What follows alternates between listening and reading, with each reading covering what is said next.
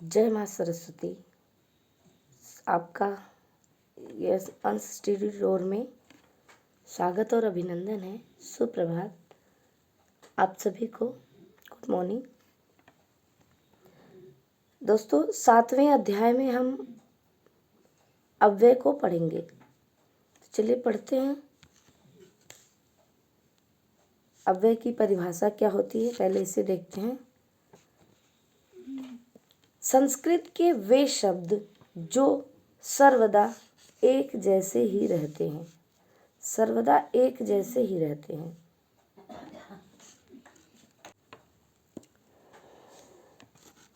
सर्वदा एक जैसे रहते हैं ऐसे शब्द जिनमें विभक्ति, वचन तथा लिंग के आधार पर कोई परिवर्तन नहीं होता।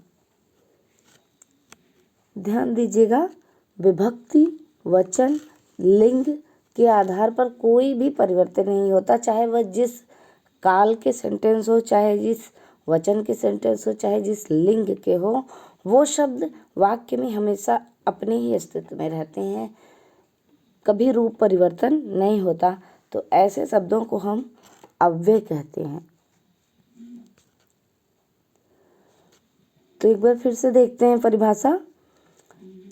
संस्कृत के वे शब्द जो सर्वदा एक जैसे ही रहते हैं, चाहे हिंदी में प्रयोग हो या संस्कृत के वाक्य में प्रयोग हो, जिनमें विभक्ति, वचन तथा लिंग के आधार पर कोई परिवर्तन नहीं होता, उन्हें अव्यय कहते हैं।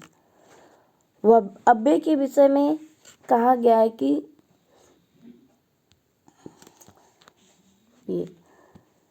सदृशम त्रिषु लिंगेषु सर्वासु च विभक्तिषु वचनेषु च सर्वेषु यन्न वेति तदव्ययम्।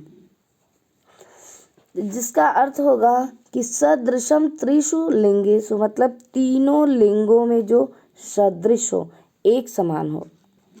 सर्वासु च विभक्तिषु, और सभी विभक्तियों में भी एक समान हो।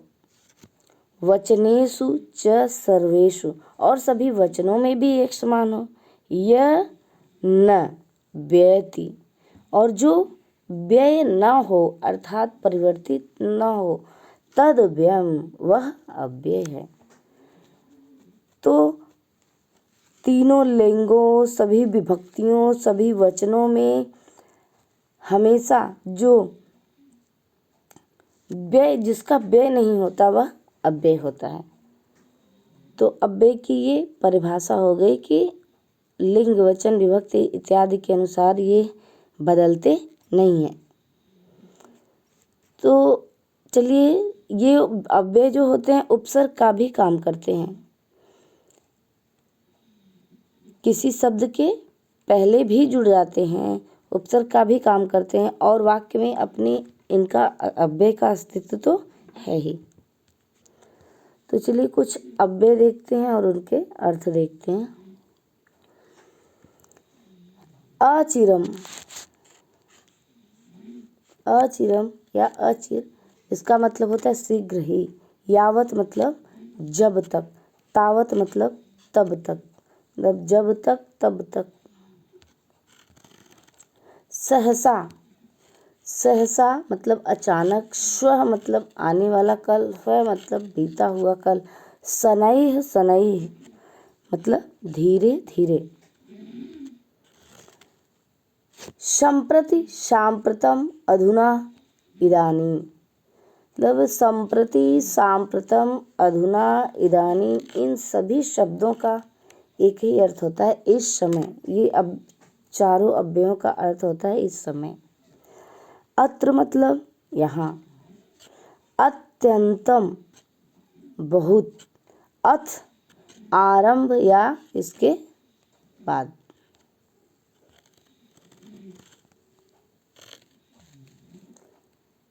अलम, अलम का प्रयोग निषेधार्थक योगे तृतीया विभक्ति, पर्याप्त समर्थ योगे चतुर्थी।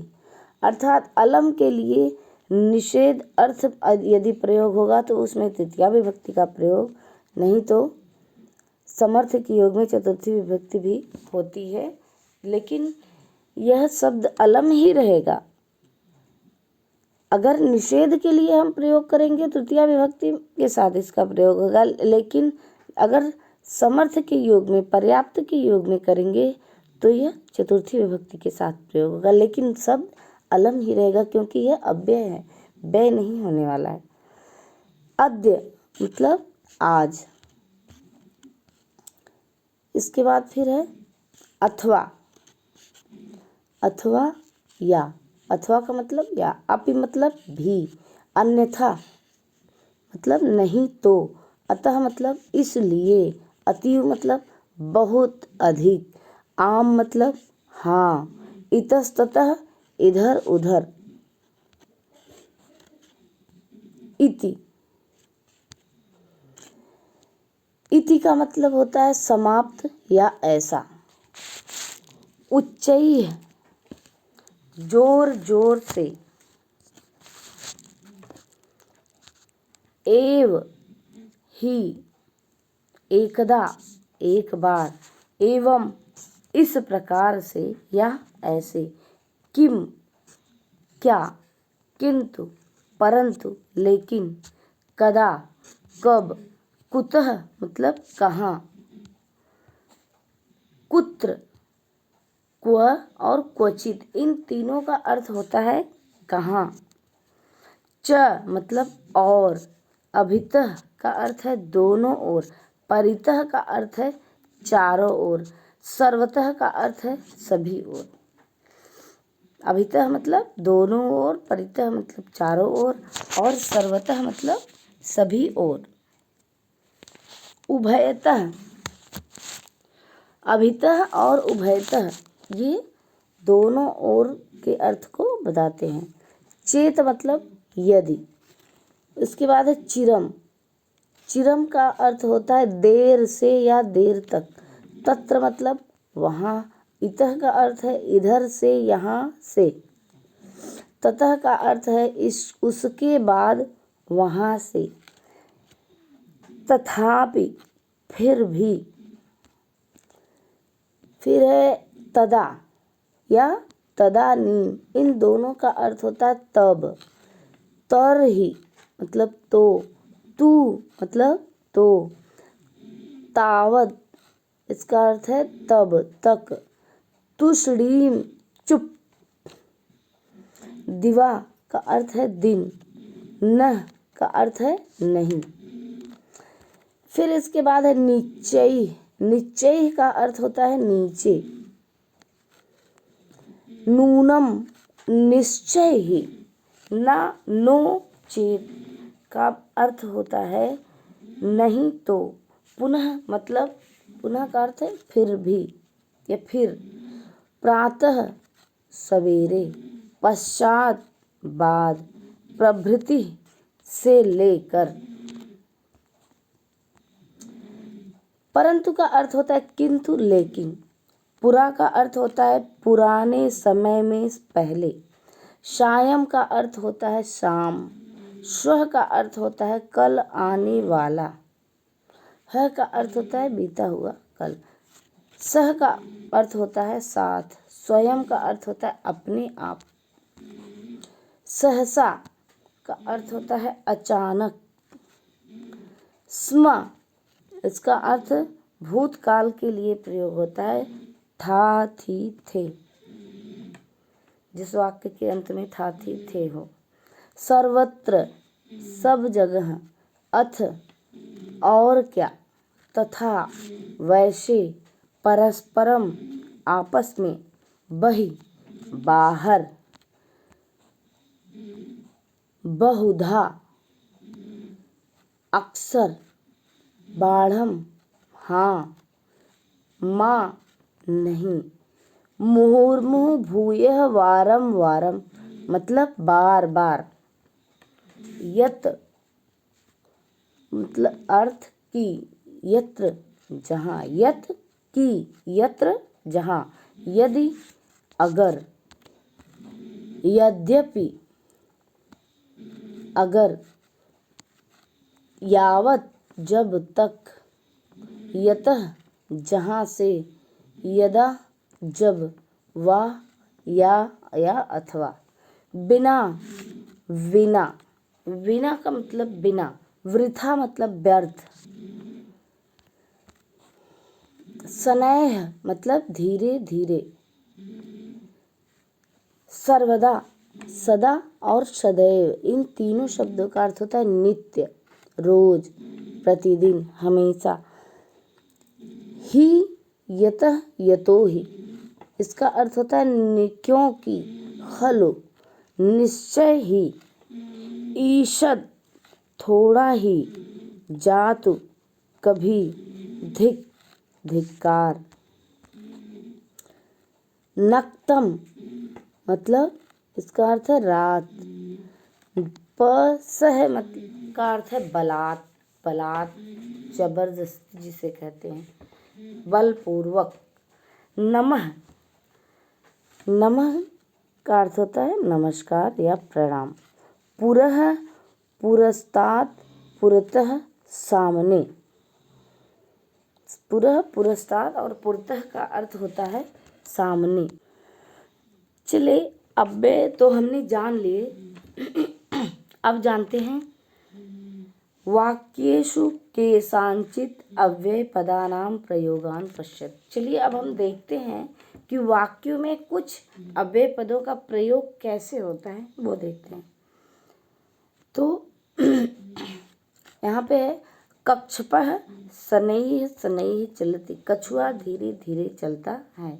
यहाँ पे शनैः शनैः शब्द का उसी रूप में, ना तो इसमें कोई वचन है ना कोई विभक्ति है, यह अपने ही रूप में रखा गया है, तो इसलिए यहाँ अव्यय।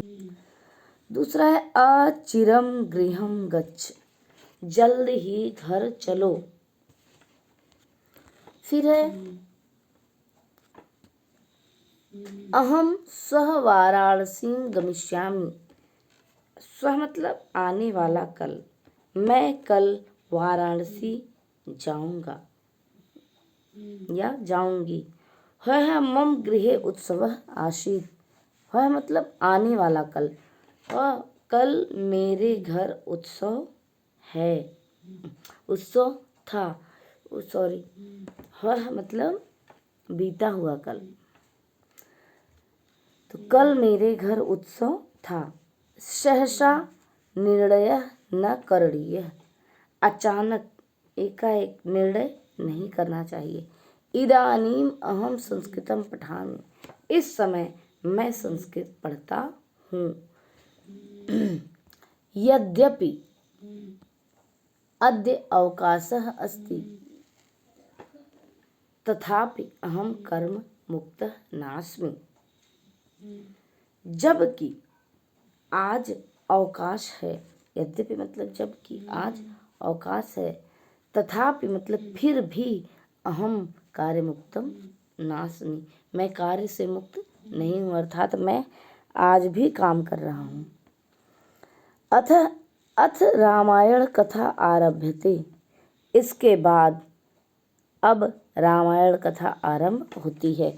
अत्र आगच्छ, यहाँ आओ, अहम कुत्रापि न गमिष्यामि, मैं कहीं भी नहीं जाऊंगा। कुक्कुरः इतस्ततः भ्रमति, कुत्ता इधर उधर भ्रमण करता है। यत्र यत्र धूमः तत्र तत्र अग्नि, जहाँ जहाँ धुआं है वहाँ वहाँ अग्नि है। ये अनुमान का उदाहरण है कि जहाँ जहाँ धुआं दिख रहा है वहाँ वहाँ अग्नि हो सकती है। उसके बाद फिर अधुना गल्पम न करणीयम, नक्तं दधि न भुंजीत,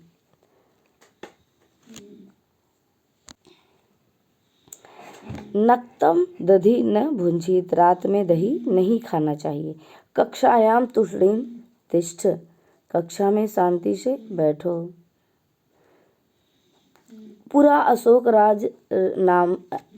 राजा आसीत्, प्राचीन काल में अशोक नाम के राजा थे। तौ परस्परम आलापतः, तौ मतलब तुम दोनों आपस में बात करो। अद्य प्रभृति अहम धूमपानम न करिष्यामि। अब से, आज से मैं धूम्रपान नहीं करूँगा। शीघ्रं कार्यं समापय शीघ्रं कार्यं समापय अन्यथा विलम्बः भविष्यति। शीघ्र ही अपना कार्य समाप्त करो, अन्यथा मतलब नहीं तो विलम्ब हो जाएगा। वृथा कलहम मा कुरु, अनर्थ का व्यर्थ का झगड़ा मत करो। यदा अहम गमिष्यामि तदा सह अत्र आगमिष्यामि, जब मैं जाऊंगा तभी वह यहाँ आएगा। ईषत् हसित्वा सह तस्य उपहासं कृतवान्। ईषत् हसित्वा सह तस्य उपहासं कृतवान्। थोड़ा हंस कर ही वह उसका उपहास कर देता है। अहम त्वाम भूयो भूयः नमामि, मैं तुम्हें भूरि भूरि नमस्कार करता हूँ। सह मुहुर्मुहुः किम पश्यति, वह बार बार क्या देखता है।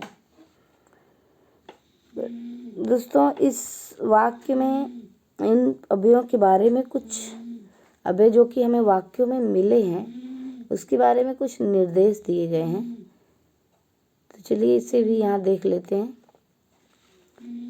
जैसे कि यहाँ निर्देश दिया गया कि यह भी ध्यातव्य है, मतलब यह ध्यान देना चाहिए कि ध्यान देने योग्य बात है कि यकार एवं तकार वाले अव्यय, मतलब यह से शुरू होने वाले और त से शुरू होने वाले इन अव्ययों का प्रयोग एक साथ ही करना चाहिए, नहीं तो वाक्य अधूरा लगेगा। क्योंकि जब तब, जहाँ तहाँ, जब तक तब तक, मतलब अगर इसका प्रयोग वाक्य में एक साथ नहीं करेंगे तो वाक्य अधूरा ही रहेगा। और ये अव्यय देखिए, जैसे यद्यपि, तथापि, जब, फिर भी, यदा, यथा, तथा, यदि, तर्हि, यत्र, तत्र, यावत्, तावत्, यदा, तदा इत्यादि अव्ययों का प्रयोग वाक्य में प्रायशः एक साथ ही करना चाहिए, अन्यथा वाक्य अपूर्ण ही रहता है। अव्यय की पाठ आज समाप्त होती है। तब तक के लिए धन्यवाद दोस्तों। अगर ये वीडियो आपके लिए उपयोगी है तो अपने दोस्तों को अवश्य शेयर करिएगा। धन्यवाद।